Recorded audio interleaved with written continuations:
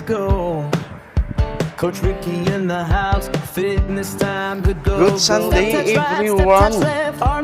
So, linggo ngayon, Domingo sa Bisaya.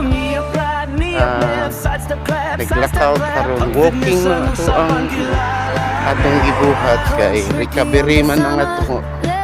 Ibutang nato ang Sunday as a recovery. Nasa katis na atas sa Pilipinas ang Sunday is so na siya tigpahulay panahon sa pangaliyuko, you know? Diri sa Quran, diri sa Middle East ang Sunday first day sa mga trabaho sa mga walang kinakaano nila is Friday, yung Friday nila. So naglalakad lang tayo ngayon for recovery. Tingnan natin kung dalawang ikot tayo kasi matagal-tagal ang lakad kaysa takbo. I-try ko lang.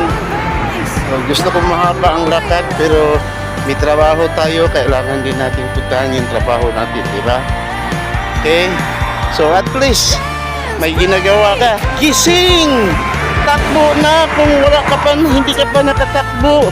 Kung recovery mo ngayon, pahinga ka, pero hindi pahinga sa takbo. Kailangan immobilize mo yung katawan mo. Sabot! Let's go, mga Bisaya! Adto na ta! Manlakaw na ta!